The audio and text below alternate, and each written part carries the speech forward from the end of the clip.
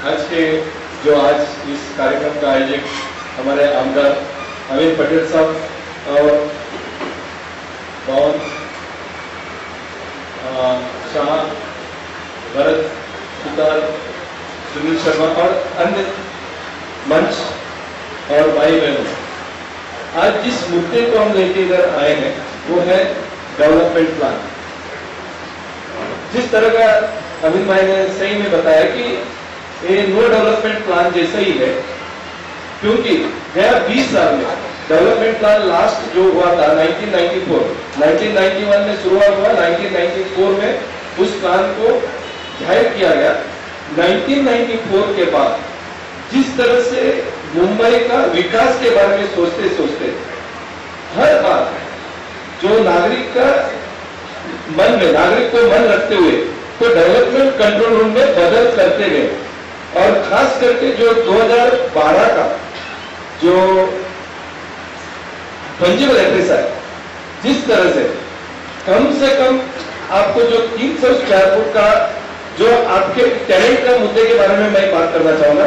बाकी का बिल्डर को क्या मिलने वाला है क्या नहीं मिलने वाला है अलग बात है, लेकिन जब टेनेंट को हमारा जो संगठन है वो हमेशा टेनेंट और हाउसिंग सोसाइटी के मेंबर के बारे में ही सोचते हैं, तो अभी तक टेनेंट लोग को कम से कम 300 स्क्वायर फुट का घर देने की वादा था, और उसके अलावा 35% फंजिबल एड्रेस है।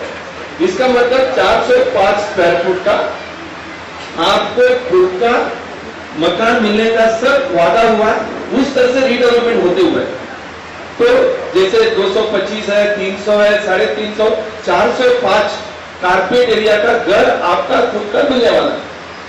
लेकिन जब भी आप फिर स्तंभ का लीजिए, स्तंभ का भी वैसे ही बढ़ते गया, हमेशा बढ़ने की बात हुई है, लेकिन हाउसिंग सोसाइटी का या माना बिल्डिंग का भी नहीं हुआ, तो 405 तक मिनिमम एरिया।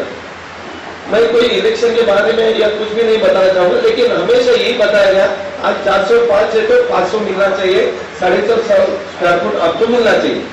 लेकिन जब विकास की बात करते करते इन्होंने ये बताया गया आपको अभी सिर्फ 300 फुट ही घर मिलेगा, तो मतलब 105 फुट का घर जो आपको मिलने वाला था वो निकल के आज आपको ये बताया जा रहा है आपको सिर्फ 300 फुट का ही घर मिलेगा। ये बर्दाश्त नहीं हो सकता है। कोई भी नागरिक आप बोलेंगे हम नया आराखड़ा लाने वाले हैं, हम नया विकास करने वाले हैं, इसके लिए अभी आपको विकास करना है, आपको कम एरिया दिया जाएगा। मुझे नहीं लगता है कि कोई भी टेनेंट या कोई भी माड़ा का वसाती या एसआरए वाले या आपका जो हाउसिंग सोसाइटी वाले ये मान्य करेंगे। तो हमें जो फंजिबल एड्रेस से जो फ्री मिलता था वो निकाल दिया गया। और दूसरा जो महत्वपूर्ण है, यदि कोई भी बिल्डर हमारे साथ विकास को आते हैं तो हमेशा वो अपना प्रॉफिट देखते हैं। यदि उनको फायदा नहीं है, क्योंकि वो भी एक व्यापारी आदमी है, यदि कोई भी व्यापारी आदमी आता है बिजनेस करने को आता है, वो कौन सा बिजनेस करने को आता है? वो बिजनेस करने को आता है अपना डेवलपमेंट बिल्डिंग बनाने के लिए। अभी तक जो कायदा ऐसा था कि यदि आप अपना एग्जिस्टिंग टेनेंट को 405 फुट का घर देते हो तो उसका 50%, यदि एक प्लॉट है 50% जगह उधर ही वो बना के बेच सकता है। यदि 2 प्लॉट या ज्यादा इकट्ठा करता है उसको 60% मिलता है जो बना के बेचने के लिए, और वही जगह में मिलता है। और तीसरा महत्वपूर्ण है, यदि उसी जगह में 5 प्लॉट के ऊपर लाता है तो उसको लगभग 70% मिलता है बना के बेचने के लिए। तो हमेशा यही प्रयास करेगा ज्यादा से ज्यादा प्लॉट को इकट्ठा किया जाए और फिर अपना फायदे के लिए वो अच्छे एक कॉलोनी बनाता है, 3, 4, 5 प्लॉट लगाता है। लेकिन ये करते करते एफएसआई का कोई सीमा नहीं था। आप इसको समझना बहुत जरूरी है, मतलब there is no limit of FSI. आप ये करते करते यही स्थानिक लोगों को उधर आप बसाते हो, और बसाने के बाद बिल्डर को 70% एफएसआई देना है। उसके लिए यदि बिल्डिंग को 80 माला करना है, 90 माला करना है, 70 माला करना है, आप कुछ भी करो, लेकिन उसी एरिया में आप एग्जिस्टिंग लोगों को बसाओ। और उसके अलावा जो एक्स्ट्रा एफएसआई आपको दिया जाता है, जिसको हम बोलते हैं इंसेंट एफएसआई, आप उधर ही बनाओ। इसका मतलब जो बिल्डर उधर बनाने को आता है तो वो इंटरेस्ट देता है। लेकिन नया डेवलपमेंट कंट्रोल रूल में क्या हुआ है, ये समझना बहुत जरूरी है। वो बोलते हैं कि आपको जो टेनेंट को बचाने के लिए 300 फुट के हिसाब से बचाने के लिए कितना लगता है उतना, नहीं तो 3.5 एफएसआई उसके ऊपर आप जा नहीं सकते। यदि उसके ऊपर जाता है आपको टीडीआर दिया जाएगा, डेवलपमेंट राइट। टीडीआर मतलब उधर आप मत बनाइए, दूसरा किधर भी आप जाके बनाइए, जहां आपको ओपन प्लॉट है या दूसरा हाउसिंग सोसाइटी लीजिए, दूसरा प्लॉट लीजिए, उधर बनाइए। उधर भी वो नहीं बना पाते क्योंकि उधर प्लॉट मिलना चाहिए। कोई भी बिल्डर आज मुंबई में और खास करके साउथ मुंबई में रीडेवलपमेंट करने को आते हैं तो पहला मुद्दा का टेनेंट लोग को नुकसान हो रहा है। पहले टेनेंट को 105 फुट कम से कम नुकसान हो रहा है। 105 यदि स्क्वायर फुट जो आपको दिया गया था, यदि वो आपसे छीना जाता है तो क्या ये सही है? ये बिल्कुल गलत है। दूसरा गलती डेवलपर की तरफ से, डेवलपर को भी अन्याय हो रहा है। यदि वो डेवलपर आता है उसी जगह में वो डेवलपमेंट करना चाहता है, यदि उसको डेवलपमेंट उधर करने को नहीं मिलता है तो कोई भी डेवलपर इच्छा लेगा नहीं और आगे नहीं आएगा।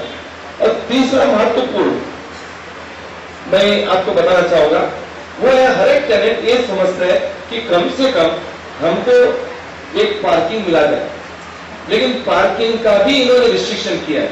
पार्किंग जो है 1080 स्क्वायर फुट इतने के ऊपर एक पार्किंग मिलेगा। पहला कैसा था, 35-40 स्क्वायर मीटर का आपका घर होता है तो कम से कम उसके ऊपर एक घर का पार्किंग मिलता था साउथ मुंबई में। वो उन्होंने निकाल के अभी 1000 फुट के ऊपर यदि घर है तो उधर आपको एक पार्किंग मिलेगा। मान लीजिए पार्किंग उतना इंपॉर्टेंट नहीं है, क्या रीडेवलपमेंट होगा? रीडेवलपमेंट बिल्कुल नहीं होगा। क्यों नहीं होगा? ये 2-3 ये जो भी 4-5 लोग इकट्ठा आके डेवलपमेंट करना चाहते हैं, एक टेनेंट को लेकर डेवलपमेंट करना और उस मोहल्ले के सबको लेकर डेवलपमेंट करना इतना आसान नहीं है। और इनका ये है, यदि आपको रोड बिल्डिंग का हाइट 70 मीटर के ऊपर चाहिए तो आपको 18 मीटर का रोड चाहिए। तो हमें रोड 100% बढ़ के चाहिए, चौड़ाई चाहिए। लेकिन क्या ये मुमकिन है आज के तारीख में? यदि आप बोलेंगे आपको टावर बनाना है, 70 मीटर के ऊपर जाना है, 18 मीटर का आपको रोड चाहिए। अभी हमारा सवाल बीएमसी के साथ रहा, मान लीजिए एक लाइन है उसमें से 3-4 चौल या बिल्डिंग मिलकर डेवलपमेंट करना चाहते हैं और उधर एफएसआई जो है उनको अच्छा मिल जाता है और बनाना चाहते हैं। यदि 70 मीटर के ऊपर जाना चाहते हैं, जो कितना होता है 70 मीटर मतलब लगभग 22-23 पानी के ऊपर जाना चाहते हैं तो आपको 18 मीटर चाहिए। तो 18 मीटर का रोड यदि उस मोहल्ले में नहीं होता है, क्या आप रीडेवलपमेंट अलाउ करेंगे? बोलते नहीं होगा। मतलब अंडा पहले की चिकन पहले, तो बोलते रोड पहला होने दो, उसके बाद इनको बिल्डिंग बनाने को देंगे। मतलब रोड जब बनेगा नहीं तो बिल्डिंग डेवलपमेंट ही नहीं होगा। इस तरह से 4 महत्वपूर्ण जो बदल किया है इसके ऊपर हमारा आरोप है। और आखिर में मान लीजिए 2000 मीटर, कम से कम 2000 मीटर तो इकट्ठा होना ही चाहिए सुप्रीम कोर्ट का जजमेंट के हिसाब से। यदि 2000 मीटर के ऊपर आप इकट्ठा करते हो, उसमें से 200 मीटर का जगह आपको काट के बीएमसी को ओपन स्पेस करके देना है। उस ओपन स्पेस में बीएमसी जो आप उनको चाहते हैं, मतलब जैसा पुलिस चौकी बनाना है या गार्डन बनाना है या वेटरनरी वो बनाना है, इस तरह से एवरीडे ओपन स्पेस वो भी आपसे लेगा। इस तरह का एक जो डेवलपमेंट प्लान में जो अड़चनी डाला है या डीसी रूम में जो डाला है, आज तक डीसी रूम को हमेशा इंप्रूवमेंट करते गए। हमें यही बोलना है कि यदि अलग अलग प्रकार का बिल्डिंग है, अलग अलग प्रकार का लोग है, अलग अलग प्रकार का लोगों का अलग अलग समस्या, और सबके लिए एक ही उत्तर कि डेवलपमेंट प्लान, और इस हिसाब से जिसका जैसा भी होगा हम काटते जाएंगे, मतलब करते जाएंगे, ऐसा नहीं होगा।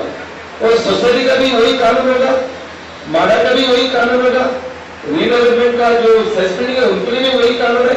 सबके लिए एक ही कानून से हम कार्रवाई करेंगे तो ऐसा नहीं होगा। अभी तक गए 40 साल का डेवलपमेंट प्लान जब जब बनते गया तो हर एक का विषय को मद्देनजर में रखते हुए किया। और आखिर में सीएम अच्छा बता रहे हैं कि 60 दिन के अंदर प्लान पास करेंगे, लेकिन इन्होंने क्या किया? इन्होंने 2 तरह का डेवलपमेंट अप्रूवल रखा। आज हम बोल रहे हैं कि 6 महीना 8 महीने 1 साल लगता है एक प्लान पास करने के लिए, बहुत सारा जगह में जाना है। तो इनका ये बोलना है इसके बाद जो भी डेवलपमेंट होगा पहला लोकल एरिया प्लान होगा। लोकल एरिया प्लान मतलब क्या? लोकल एरिया प्लान मतलब 1 एकड़ 2 एकड़ ऐसे एक प्लान बना के देंगे और उसका सब लोग इकट्ठा आना चाहिए। उसका प्लान पहला वो मंजूर करेंगे यूडी में, यूडी मतलब मंत्रालय में। अभी तक एफएमएल का जो परमिशन है वो सिर्फ बीएमसी के पास था। अभी वो बोलते हैं कि जितनी भी सेस बिल्डिंग है, एसआरए है या माना का है, ये पहला लोकल एरिया प्लान बनेगा। जिस तरह से डेवलपमेंट प्लान आपका शहर के लिए हो रहा है, लोकल एरिया का प्लान हम बनाएंगे। उसके बाद लोकल एरिया प्लान का ऑब्जेक्शन सजेशन लेगा। लोकल एरिया प्लान बनाते बनाते 1 साल 1.5 साल लगेगा। उसके अंदर कितने लोगों का उधर हंसा होगा पता नहीं। उसके बाद जैसे वो बताएंगे वैसे ही बिल्डिंग प्रपोजल अपना बीएमसी ने प्लान पास करना था। मतलब 2 स्तर का, एक यूडी से पास होगा, उसके बाद लोकल प्लान होगा। इस तरह का जो इन्होंने बताने में उन्होंने बताया कि हम 60 दिन में पास करेंगे, ये करेंगे, वो करेंगे।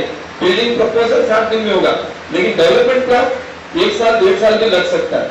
मतलब एक तो ये डेवलपमेंट प्लान बनाने में 1.5 साल 2 साल लगेगा, उसके बाद हर लोकल प्लान बनाने में और लगेगा। मतलब डेवलपमेंट कभी जिंदगी में होगा ही नहीं। इस तरह का जो तकनीक इन्होंने बनाया है उसके लिए हम कठोर विरोध कर रहे हैं। उसके लिए बहुत सारा श्रम वाले ने, बहुत सारा सेस बिल्डिंग और खास करके हाउसिंग सोसाइटी वाले ने हमारे से विनती किया कि इसके ऊपर आपको निषेध करना है। हम अवेयरनेस कैंप तो कर ही रहे, यूट्यूब पे बहुत सारा वीडियो डाला है। और 20 तारीख को एज ए प्रोटेस्ट हम लोग आजाद मैदान में एक प्रोटेस्ट लेके जा रहे हैं। सुबह 10 से लेकर शाम को 6 बजे तक हमने सबको बताया, उधर परमिशन भी लिया। तो मैं आप सबसे विनती भी करूंगा, मान लीजिए 10 मिनट के लिए भी आप आके एक प्रोटेस्ट करके जाइए, उधर सुनिए एग्जैक्टली क्या हमारा तकलीफ है। तकलीफ यदि डेवलपमेंट का होता तो एज एन एनजीओ हमें कोई पार्टी से लेना देना नहीं। यदि टेनेंट का या अपना हाउसिंग सोसाइटी का मेंबर का यदि डेवलपमेंट होता है तो हम उसको प्रोत्साहन करते रहे। बहुत सारे एनजीओ, एक नहीं 2 नहीं, युवा एनजीओ है, बहुत सारे एनजीओ, क्रिएटिव फाउंडेशन, बहुत सारे एनजीओ ने इसको सपोर्ट दिया। सपोर्ट इसके लिए दिया क्योंकि टेनेंट का खुद का अधिकार उसको निकाल दिया। यदि टेनेंट का नहीं देखा, बिल्डर का देखा है क्या? बिल्डर का भी नहीं देखा। तो आप जब 6, 8, 10 एफएसए यूज होता था, उसको आप निकाल के 3.5 एफएसए में आप डेवलपमेंट मुंबई शहर में करो, तो मुझे नहीं लगता है। अच्छा, 3.5 एफएसए में क्या हो रहा है? सोसाइटी का रूम भी उसमें आया, आपका एमिनिटी एरिया भी आया, फिटनेस सेंटर भी आ गया, मीटर रूम भी आ गया, वॉचमैन का कैबिन आया, आपका सर्वेंट का टॉयलेट जो आप नीचे बनाते हो वो भी उसमें आया, और जो विजिटर्स पार्किंग 10% था वो भी निकाल दिया। मतलब मीटर रूम जो सादा मीटर डालते हैं, सोसाइटी का ऑफिस बनाते हैं, एक वॉचमैन को टॉयलेट के लिए हम सर्वेंट टॉयलेट बनाते हैं, वो सब एफएसए में गिना जा रहा है। पैसेज एफएसए में गिना रहा है, लिफ्ट एफएसए में गिना रहा है, सब कुछ एफएसए में गिना रहा है। मतलब पहला क्या था 3.5, मतलब आपको कम से कम 4 एफएसए ही मिलता था यदि क्लस्टर डेवलपमेंट होता।